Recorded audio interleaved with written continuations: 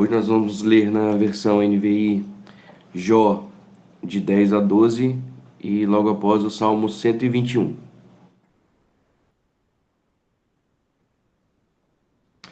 A minha vida só me dá desgosto, por isso darei vazão à minha queixa e me expressarei com a alma amargurada. Direi a Deus: não me condenes, revela-me que acusações tem contra mim. Tens prazer em oprimir-me, em rejeitar a obra das tuas mãos, enquanto sorris para o plano dos ímpios? Acaso tem olhos humanos, enxerga como os mortais? Acaso são os teus dias como os do mortal? Ou são os teus anos de vida como dos homens? Para que investigues a minha iniquidade e vasculhes o meu pecado? Sabes muito bem que não sou culpado e que ninguém pode livrar-me das tuas mãos. Foram as tuas mãos que me formaram e me fizeram. Agora te voltaste para destruir-me. Lembra-te de que me moldastes como barro, e agora me farás voltar ao pó? Acaso não me despejaste como leite e não me coalhaste como queijo? Não me vestiste de pele e carne e não me juntaste como ossos e tendões? Deste-me vida e foste bondoso para comigo, e na tua providência cuidaste do meu espírito. Mas agora escondestes no teu coração, e sei que era isso que tinhas em mente. Se eu pecasse, estarias me observando e não me deixarias a minha ofensa impune. Se eu fosse culpado, ai de mim. Mesmo sendo inocente, não posso erguer a cabeça, pois estou dominado pela vergonha e afogado na minha aflição. Se ergo a cabeça, tu me caças como um leão e, de novo, manifestas contra mim o teu grande poder. Apresentas novas testemunhas contra mim e contra mim aumentas a tua ira. Os teus exércitos atacam-me em batalhões sucessivos. Então, por que me fizeste sair do ventre? Eu preferia ter morrido antes que alguém pudesse ver-me. Quem dera eu jamais tivesse existido, ou fosse levado direto do ventre para a sepultura. Já não estão no fim os meus poucos dias? Afasta-se de mim para que eu tenha um instante de alegria, antes que eu vá para nunca mais voltar, para a terra de escuridão e densas trevas, para a terra das sombras mais tenebrosas, terra das mais densas trevas e caos, onde até mesmo a luz é como a escuridão. Capítulo 11. Então Zofar de Naamate respondeu: ficarão sem resposta todas essas palavras? Irá confirmar-se o que esse tagarela diz? A sua conversa tola calará os homens? Ninguém o repreenderá pela sua zombaria? Você diz a Deus: a doutrina que eu professo é perfeita, e sou puro aos teus olhos.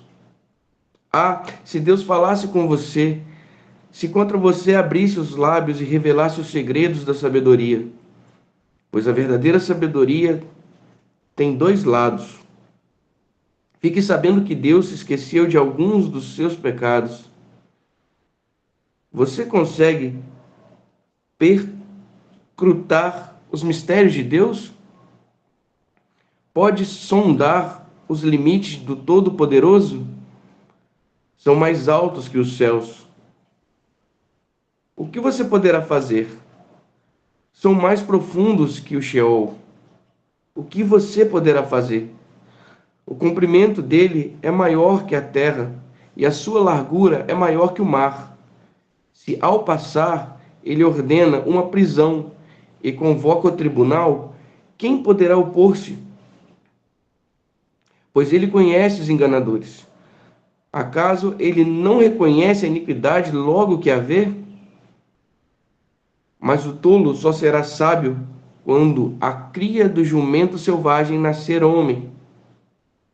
Contudo, se você lhe consagrar o coração e estender as mãos para ele, se afastar das suas mãos o pecado e não permitir que a maldade habite na sua tenda, então, livre de culpa, você erguerá o rosto, será firme e destemido. Você se esquecerá das suas desgraças, lembrando-as apenas como águas passadas. A vida será mais refulgente que o meio-dia, e as trevas serão como a manhã no seu fulgor. Você estará confiante, graças à esperança que haverá. Olhará ao redor e repousará em segurança. Você se deitará e não terá medo de ninguém, e muitos procurarão o seu favor. Mas os olhos dos ímpios fenecerão e se encontrarão sem refúgio. O suspiro da morte será a esperança que terão.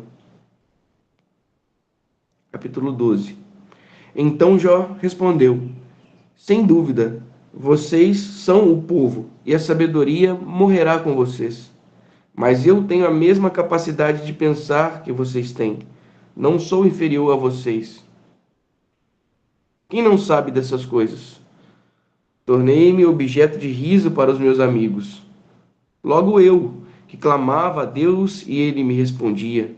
Eu, íntegro e irrepreensível, tornei-me um mero objeto de riso. Quem está bem despreza a desgraça, o destino daqueles cujos pés escorregam. Mas as tendas dos saqueadores encontram-se em paz, e aqueles que provocam Deus estão em plena segurança. Aqueles que transportam o seu Deus nas mãos.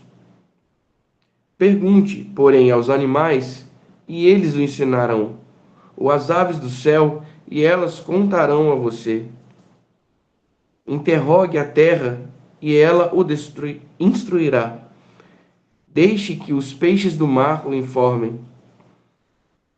Quem de todos eles ignora que a mão do Senhor fez isso? Na sua mão está a vida de cada criatura e o fôlego de toda a humanidade. O ouvido não examina as palavras como a língua prova a comida? A sabedoria se acha entre os idosos, e a vida longa traz entendimento. Deus é que tem sabedoria e poder. A ele pertence o conselho e o entendimento. O que ele derruba não se pode reconstruir. Quem ele aprisiona, ninguém pode libertar.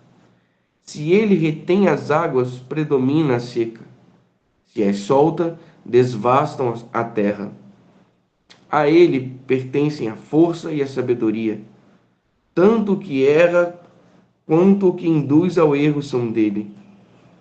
Ele dispensa e despoja os conselheiros e faz os juízes de tolos. Tira as algemas postas pelos reis e lhes amarra uma corda na cintura. Ele dispensa os sacerdotes em humilhação e arruína os homens de sólida posição. Cala os lábios dos conselheiros de confiança e tira o discernimento dos anciãos. Derrama desprezo sobre os nobres e desarma os poderosos. Revela as coisas profundas na escuridão e traz à luz densas trevas. Dá grandeza às nações e as destrói. Faz crescer as nações e as dispersa. Priva da razão os líderes da terra e os faz perambular perdidos pelo deserto. Andam tateando nas trevas sem nenhuma luz. Ele os faz cambalear como bêbados. Salmos 121.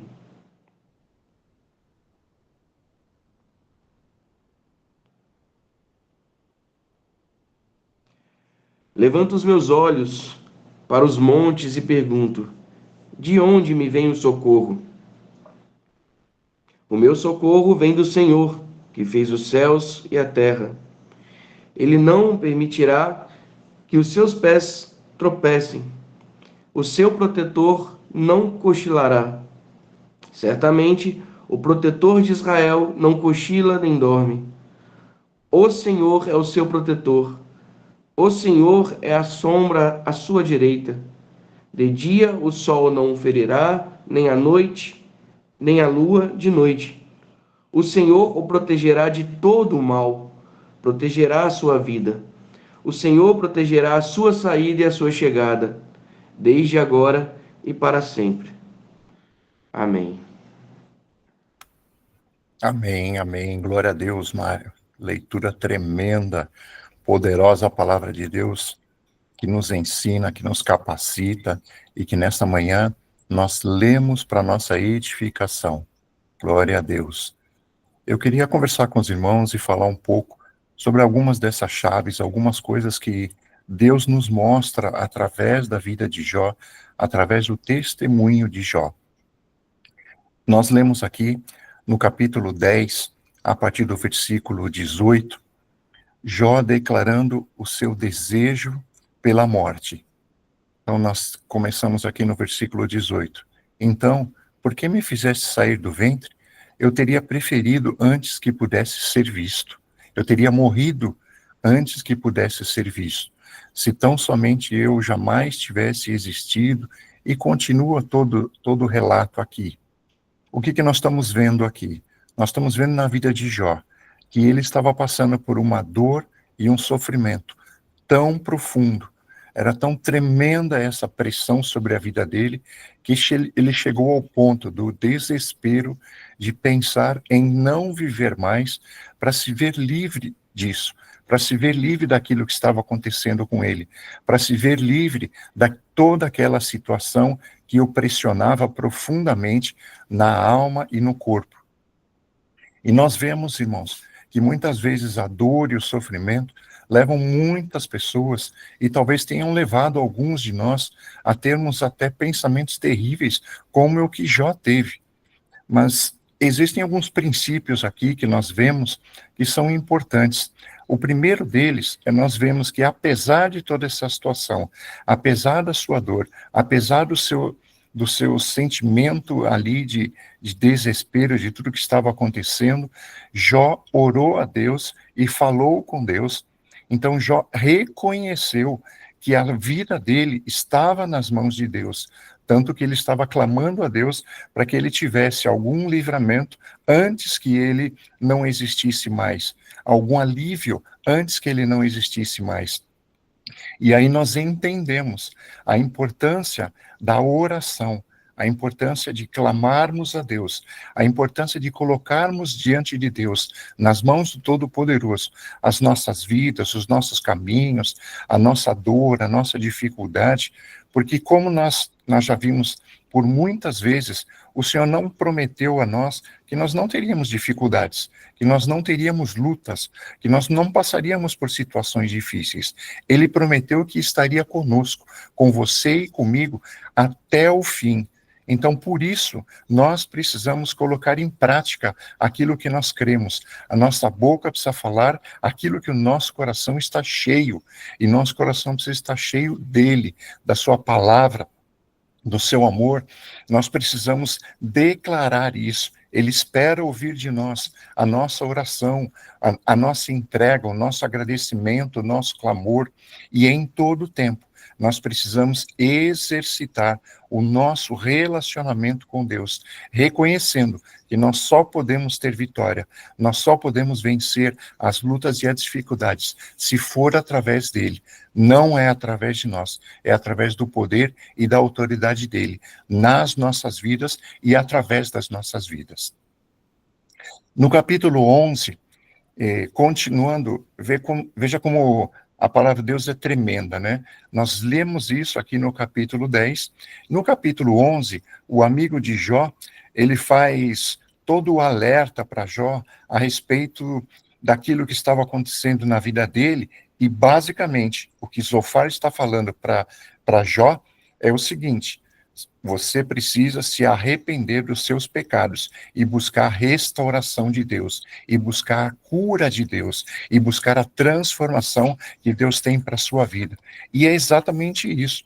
Nós precisamos fazer isso. Ele fala aqui no versículo 13, contudo, se você lhe consagrar o coração e estender as mãos para ele, se afastar das suas mãos o pecado e não permitir que a maldade habite em sua tenda, então você levantará o seu rosto sem envergonhar-se, serás firme e destemido. O que ele está falando aqui, o que Zofar está falando para Jó é: arrependa-se.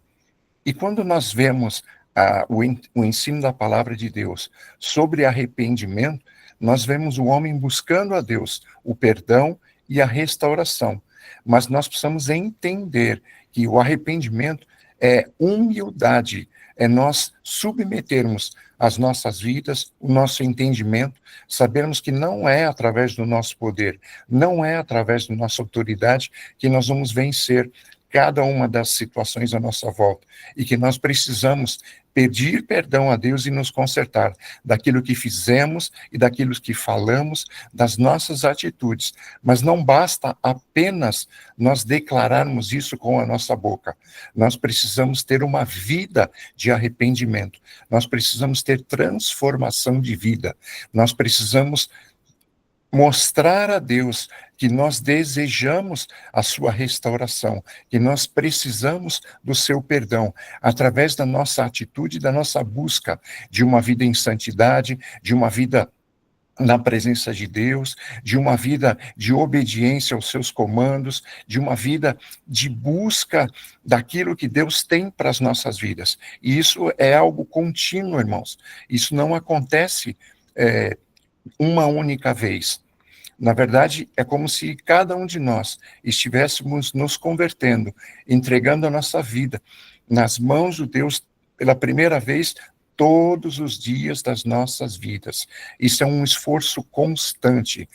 Apresentarmos as nossas vidas diante de Deus e nos arrependermos dos nossos pecados e vivermos a vida que Deus tem para nós é um esforço constante. Nós precisamos viver isso em todo o tempo, em todos os dias, porque nós contamos com a graça de Deus, com o favor dele, com a generosidade dele, com o amor dele, quando nós nos apresentamos diante dele, limpos, quando nós nos apresentamos diante dele, pedindo a ele para que transforme, para que restaure as nossas vidas, para que nos sustente e para que nos fortaleça.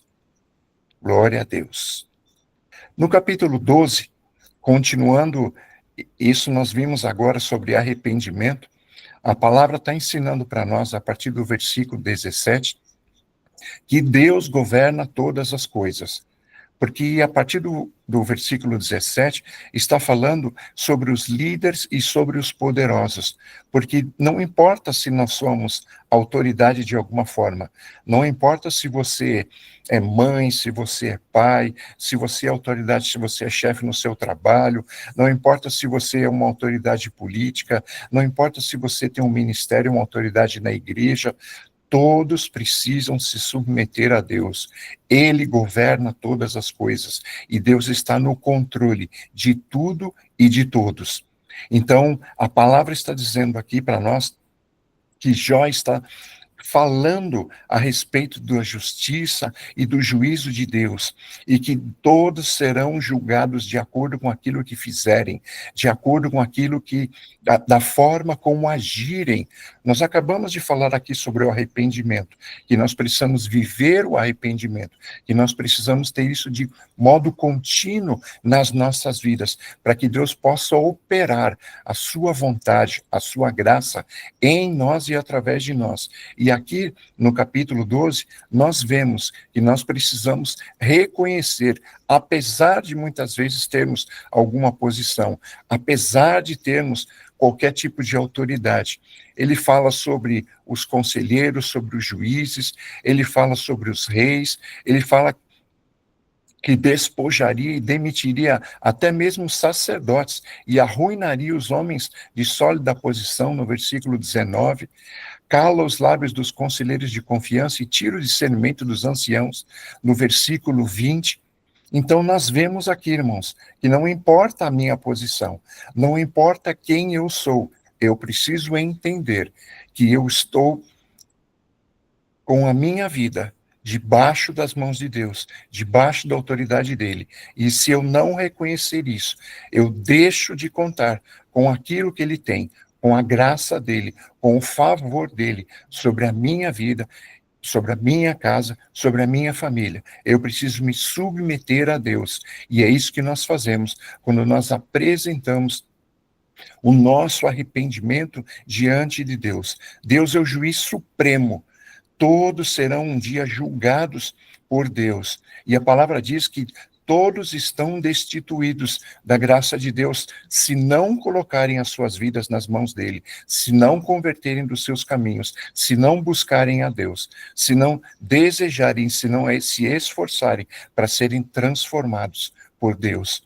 Nós devemos ser humildes diante de Deus, devemos buscar a sua graça, a sua sabedoria em todo o tempo, em todas as áreas das nossas vidas. E aí, nós temos também, irmãos, a palavra no Salmo 121, que inicia no versículo 1. Levanto os meus olhos para os montes e pergunto, de onde me vem o socorro? Aqui nós vemos, irmãos, que nós precisamos parar de olhar à nossa volta e buscar socorro. Buscar socorro nas pessoas, buscar socorro nas instituições, buscar socorro no governo, buscar socorro no banco, buscar socorro no político, buscar socorro no familiar. Nós precisamos entender que o nosso socorro vem do alto, o nosso socorro vem de Deus, o nosso socorro vem daquele que fez os céus e a terra, o nosso socorro vem daquele que tem todo o poder. Se você estava aqui desde o início, nós ouvimos uma canção hoje, um louvor hoje, que falou sobre milagres, que Deus é aquele que fez, é aquele que faz, é o único que pode verdadeiramente liberar os seus milagres sobre as nossas vidas. Talvez nós tenhamos alguns aqui enfrentando lutas e dificuldades que estão achando assim, e estão vivendo de uma forma assim tão terrível, tão difícil, que até pensaram como Jó pensou, que talvez seria mais fácil não estar mais vivo, talvez seria mais fácil morrer para acabar com esse sentimento. Mas o nosso Deus, eu quero deixar isso bem claro para todos aqui, é o Deus de vida. Ele trouxe para mim e para você vida em abundância. Nós sabemos que ele é um Deus que livra, nós sabemos que ele tem todo o poder, nós sabemos que ele é dono do ouro e da prata, nós sabemos que ele é o médico dos médicos, nós sabemos que ele veio em carne e morreu morte de cruz pela sua vida, pela minha vida, porque ele nos ama, porque ele tem planos para as nossas vidas, maiores do que nós podemos pedir ou imaginar. Esse é o nosso Deus. No versículo 5 nós lemos, o Senhor é o nosso protetor. O Senhor é o seu protetor, o meu protetor. Ele nos protege de todo mal, ele protege a nossa vida. Ele protege quando entramos, quando saímos, ele protege o nosso sono, ele protege o nosso levantar, ele protege os nossos queridos, aqueles que nós clamamos e declaramos e entregamos diante dele, ele protege, ele é o protetor de Israel e guardará as nossas vidas hoje e sempre, e todos os dias das nossas vidas, ele estará presente. Basta nós apresentarmos para ele o nosso arrependimento, basta nós crermos, basta nós entregarmos a nossa vida a ele e nós confiarmos nele e naquilo que ele pode fazer. Essa é a palavra que Deus tem para nós nesse dia. Estarmos com Deus não é simples, não é fácil, é para homens e mulheres que têm coragem. Ele chamou você e a mim para nós sermos corajosos, assim como ele declarou para Josué, ser forte e corajoso. Ele declara para cada um de nós, que nós tenhamos a força de Deus, que nós tenhamos aquilo que ele espera de cada um de nós, a humildade para entregar tudo que temos, para entregar tudo que somos e buscarmos a face dele em todos os dias das nossas vidas. para que Ele possa liberar dos céus aquilo que Ele tem para cada um de nós, em nome de Jesus Cristo. Que o Senhor esteja mesmo derramando a porção dele sobre a vida de cada um daqui. Que o Senhor incline os seus ouvidos para ouvir o clamor de todos que estão aqui. Que a face do Senhor esteja colocada sobre cada um de nós. Que nós creiamos no seu poder. Que nós estejamos submetendo as nossas vidas a ele. Que tenhamos humildade de reconhecer que sem ele nós nada podemos fazer. E que nós possamos viver a cada dia na presença do nosso Deus, louvando, exaltando, glorificando o nome dele, aprendendo dele e vivendo os seus milagres, em nome de Jesus Cristo. Que Deus abençoe a sua vida, a sua casa, a sua família, e que você tenha um Shabá na presença do nosso glorioso, maravilhoso Deus, em nome de Jesus. Amém. Shabbat Shalom.